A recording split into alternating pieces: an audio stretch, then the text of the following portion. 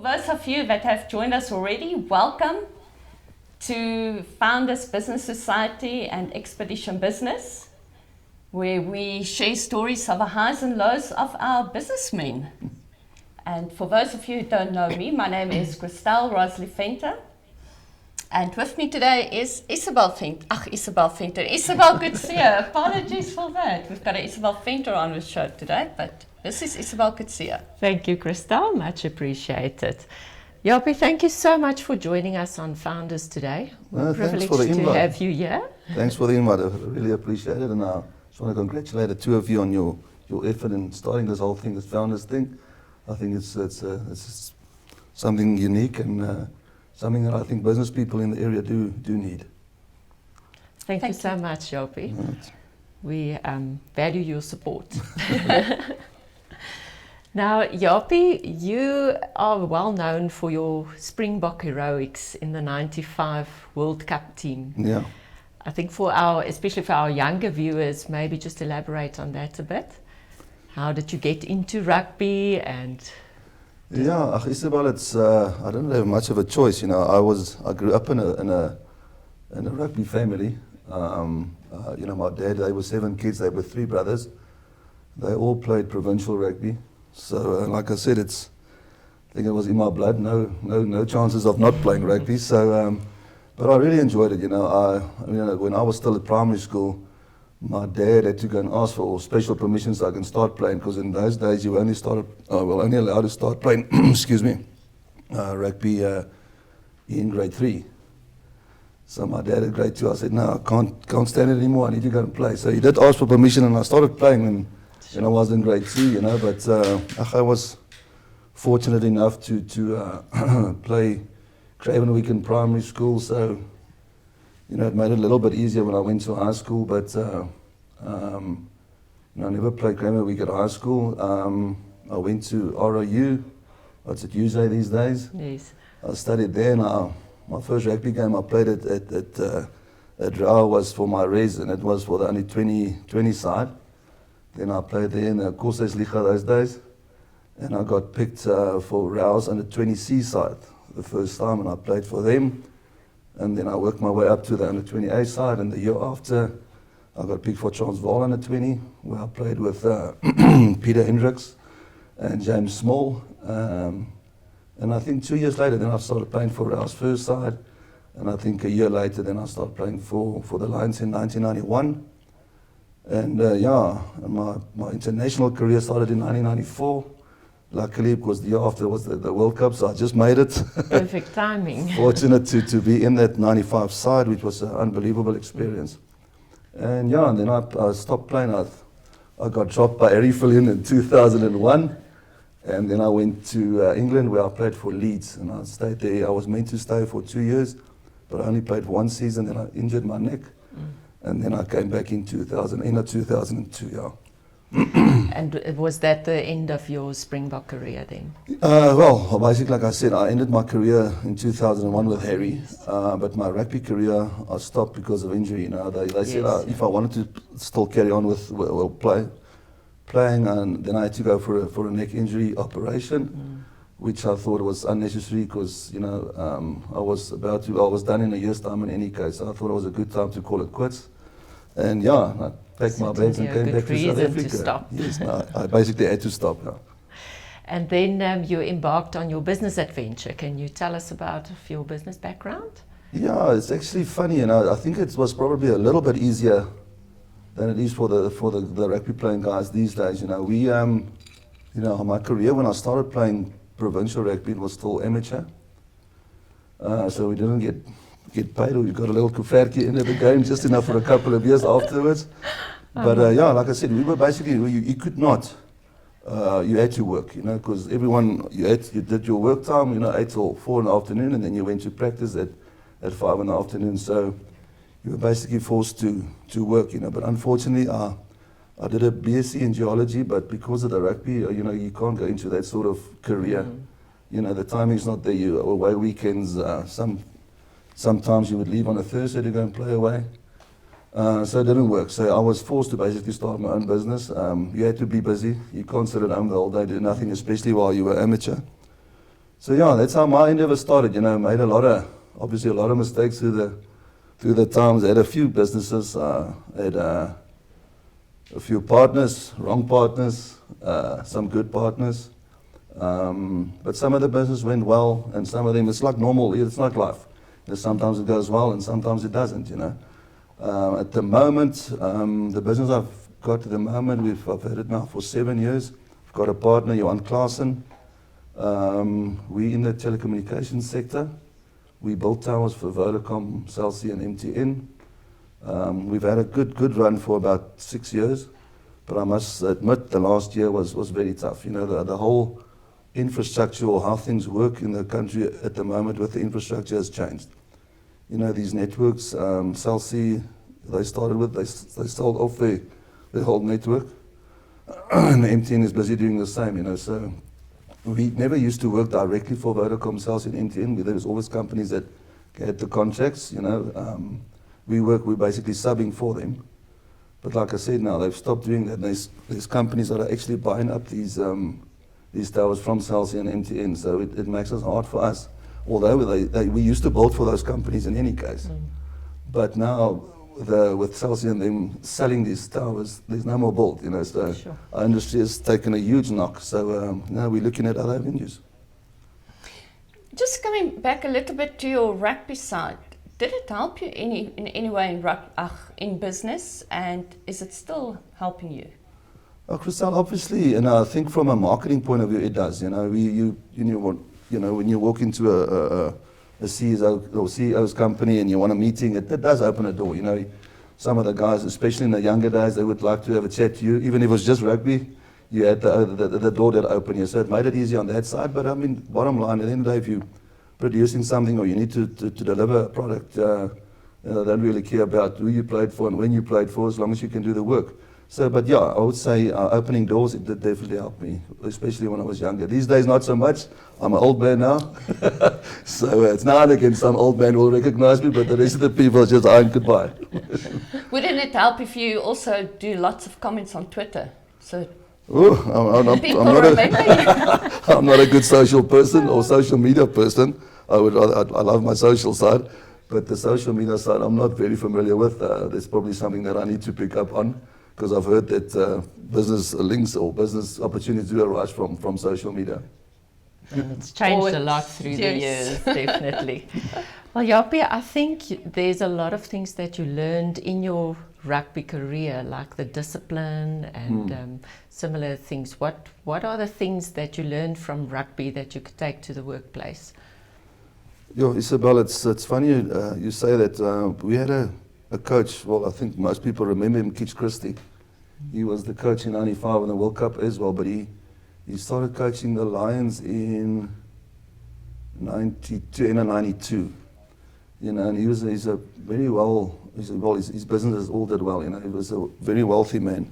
But he always used to say, you know, he would, whatever business decisions he had to make or business crises he had, he always related it back to rugby, because he grew up in that environment. He himself was a player, he was coaching at the Bulls.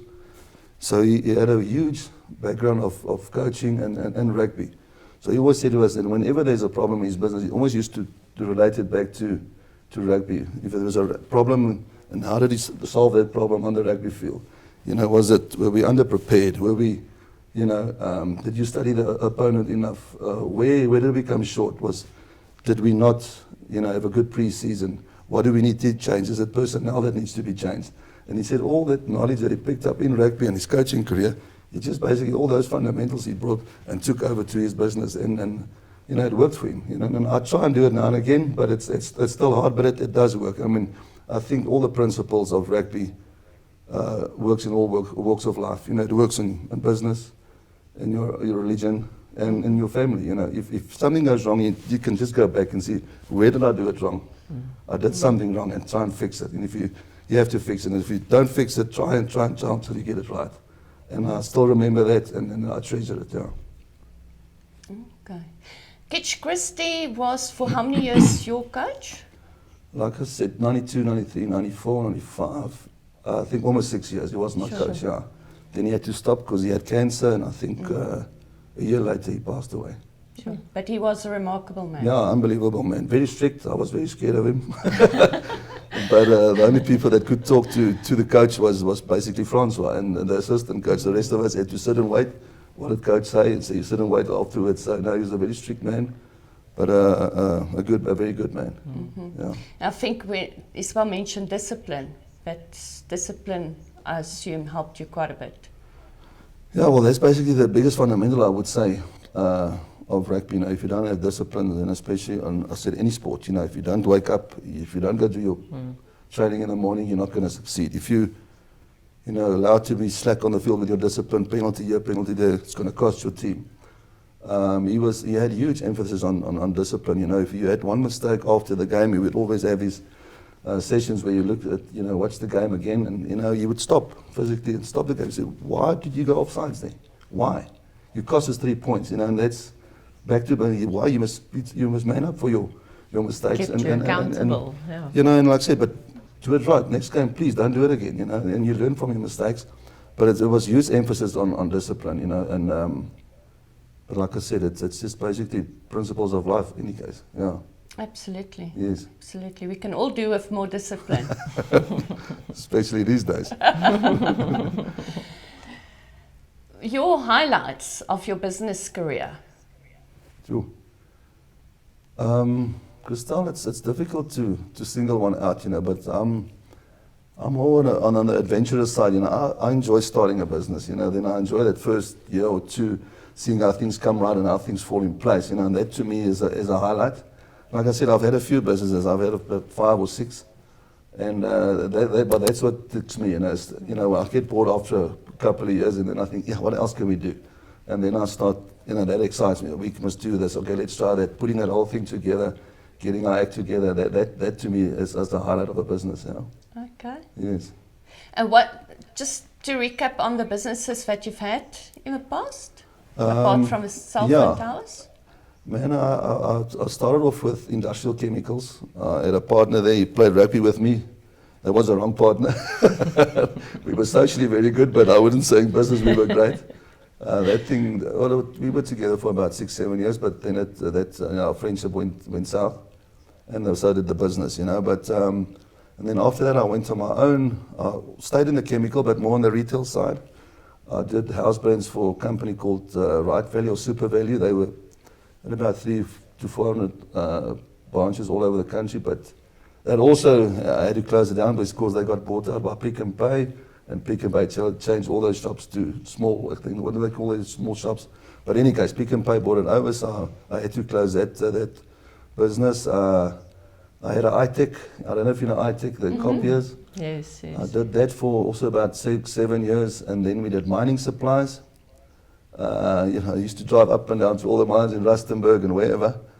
And then out of that, actually one of my technicians, he came the one day and he said, he met this guy from Vodacom, and he said he wanted to know if he can reticulate a container. I don't know if you know these containers that, you know, the cell phone antennas, you always get those little containers next to it. And he said, our guy wanted to know if they can reticulate, you know, do all the cabling inside that container.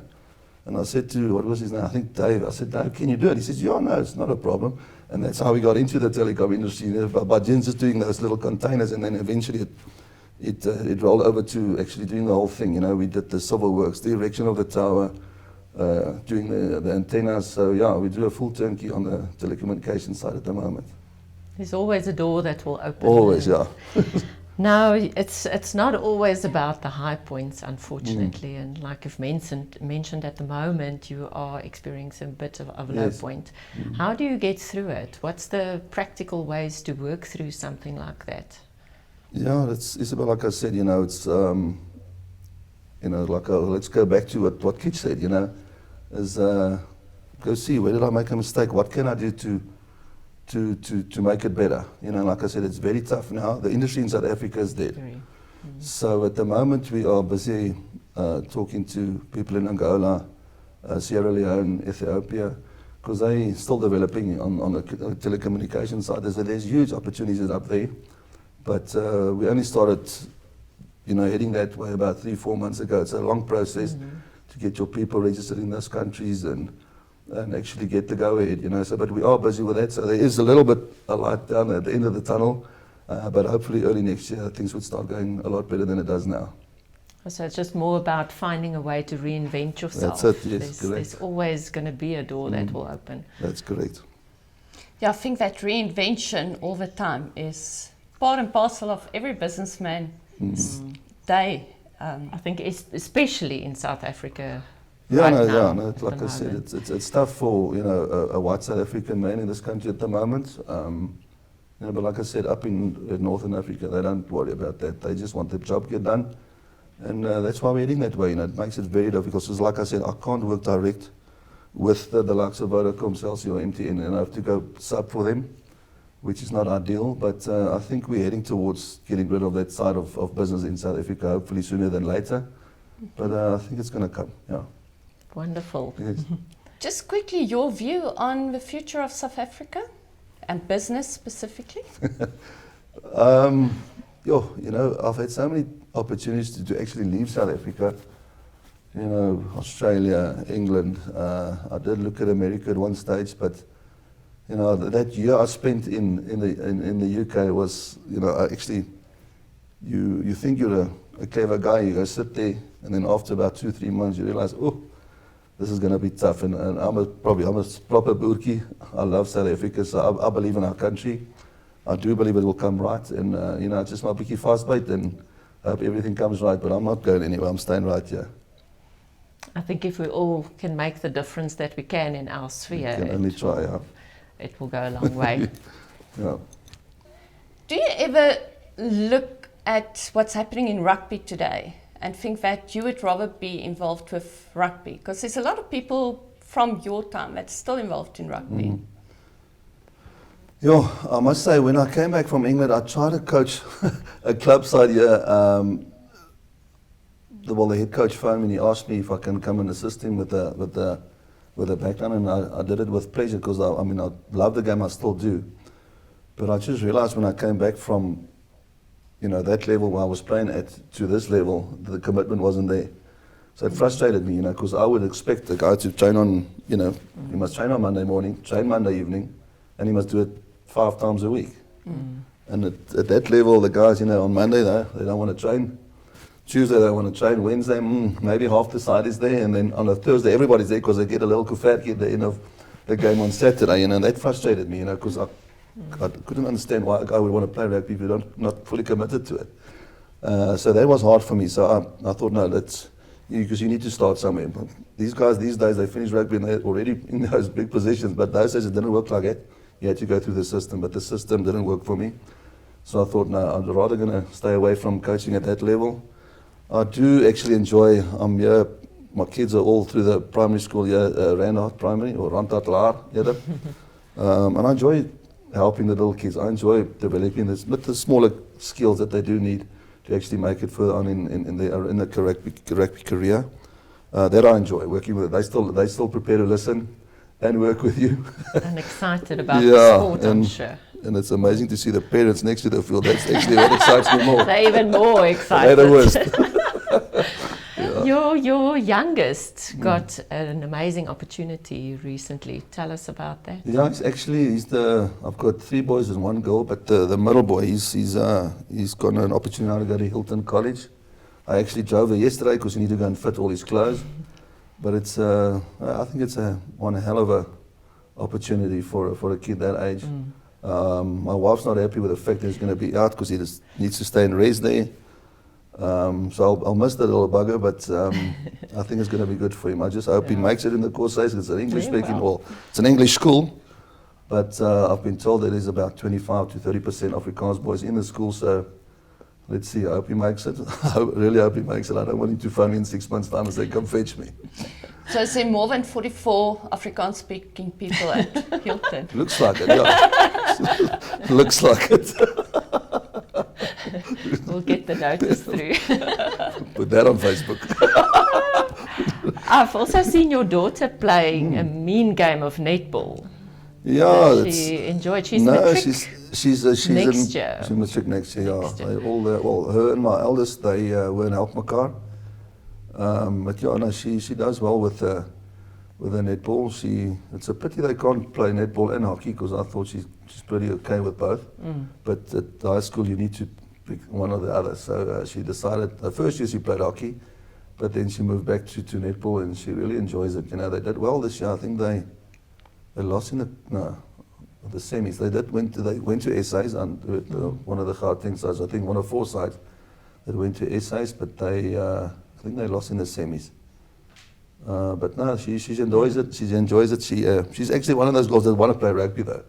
She constantly asks me where can she go and play, you know. But I said, I don't know. If you want to join a proper club, you probably have to go to Wits or Tikkies or somewhere like that. I said, but that can only happen once she's done with school. You know, I'm not going to drive up and down every evening so she can go and train. It's difficult for a young lady to play rugby, but you know, I always thought of it to be a funny thing to see a girl play rugby.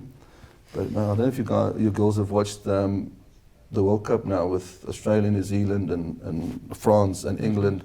It's amazing how those women play rugby. They can really play the game, and I enjoy watching it. Is it more like Dutch rugby? No, not at all. Full on. That's full on. They study spelen. Yo. Hey, you've mentioned you played for Royal Rugby. I also played rugby for my hostel.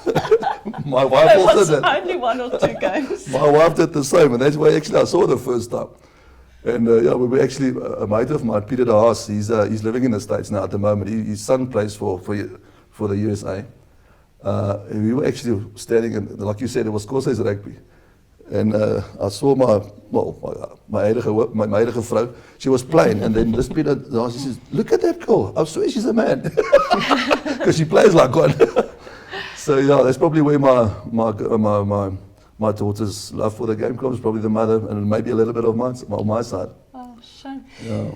So, with everything happening in your life, business, children, and all the other sports that you're doing, and extracurricular activities, how do you manage everything? Yeah, no, it's difficult, especially with like you said on the kids side. You know, if you've got 4 kids, you basically spend your afternoons taking this one to that training session, that one goes there, go fetch that one. So we do split it nicely between my wife and myself. I believe she wouldn't say that. She thinks she does everything. But it's difficult. You can never be at the same game. You know, if Sissy plays in Pretoria, then the other one is playing in Van der Bijl Park. So we're never at the same event. You don't have that luxury. But I think, because my eldest is not done with school, it will become easier as the kids go out of the home. And he's got a license, so he can help you drive the younger ones. I do put him to work. It helps a lot when another person in the house can drive around. Yeah. But that's on the family side. To manage that, it's like I said to you earlier, I like my social side. I think that keeps me sane. I love a braai now and again with friends. Takes your mind off business that is bad as it now. So you do need to relax sometimes because I do tend to crop up. I get a little bit anxious when things go like this. And that's one way of relaxing, is go and train. In the mornings I like a bit of cycling, not too much as you can see. But you have to do it. I think it relaxes you, takes your mind off things and stress. So you try and keep a balance between, socialing, or your fitness or activities you need to do, and business. Is try, and obviously my religion, you try and keep a balance between those 4. Mm-hmm. Just to get back to the low points and how to get back on the road when you've hit a low point. Any advice that you can give your youngsters of today starting out? Youngsters, that's a difficult question. I would say, first of all, if you do take on a partner, make sure it's the right one. And then I don't think bigger is always better.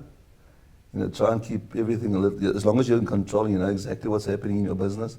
Sometimes you tend to neglect, for argument's sake, the financial side. Someone else is looking after it, or you think they are. That's why I say rather, bigger is not always better. That's basically what I'm saying. Keep it simple, manageable, Yeah, that's basically advice I can give to a young guy that's starting up. And keep on getting up, I think. Yes, because you are going to fall, trust me. It will happen. Yes, I think that's important to know. You are going to fall. For sure. Yeah, not to feel like a failure when you do, because it happens to all of us. And it happens the whole time, and it's not always because of what you do, it's exactly. Because of circumstances. I've lost a lot of money through this long road. It's you make some, you lose some, and it happens. Absolutely. And it's a cycle of life. then you're there, then you're here, then you're there, then you're here. So it's part of life. So live with it, get over it, and carry on. Like you say, stand up and carry on. Makes you stronger. Yes.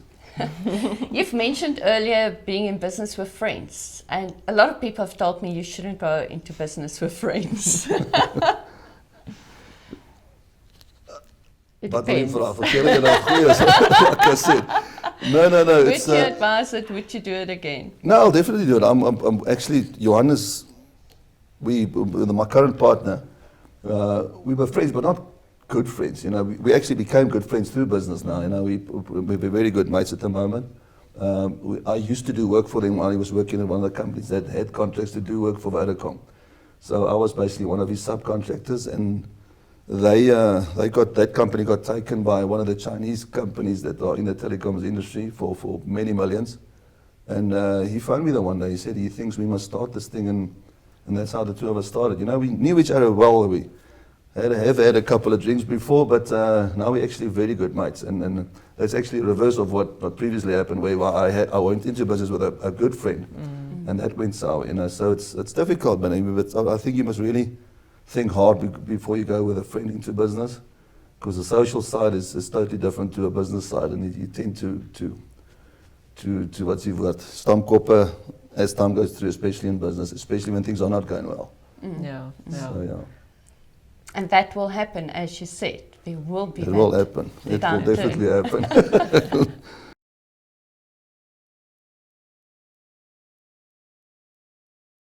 I didn't do it well, you know.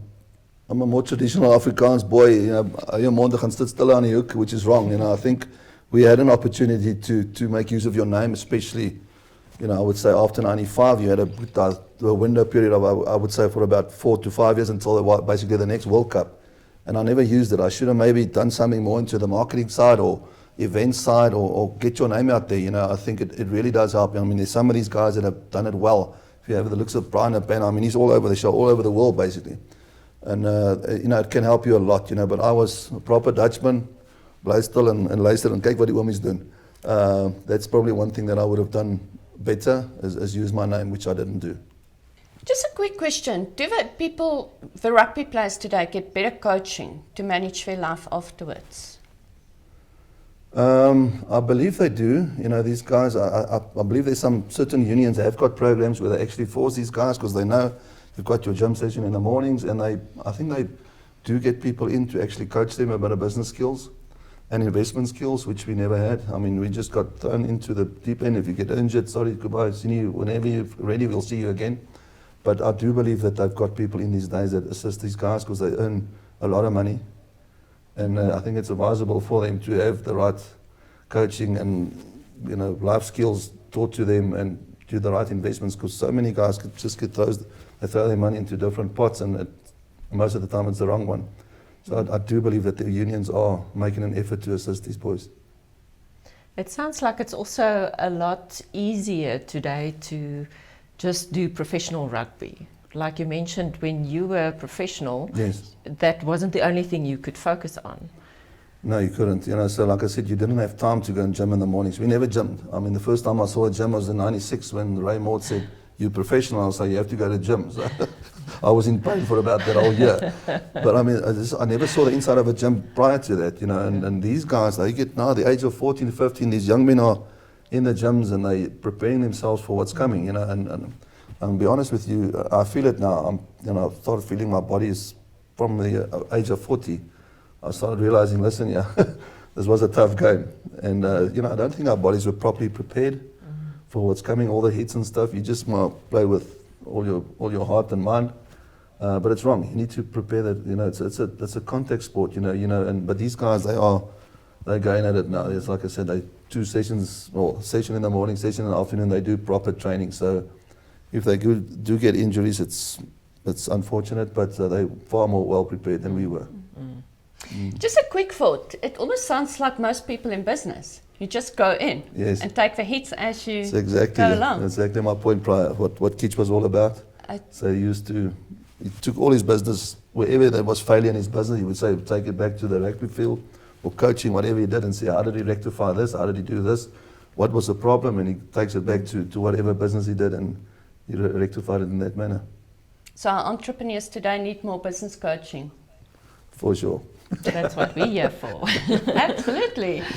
We didn't plan on an ad break, but go and have a look at founders.co.za. Double F, founders. So, any other questions, Isabel? No, I think it was so nice to spend the time with you and get all the questions answered that we always think about. So now we know a little bit more about you, Japie, and yeah, it's been a great pleasure. And No, thank you, Isabel. Thank you, Christelle.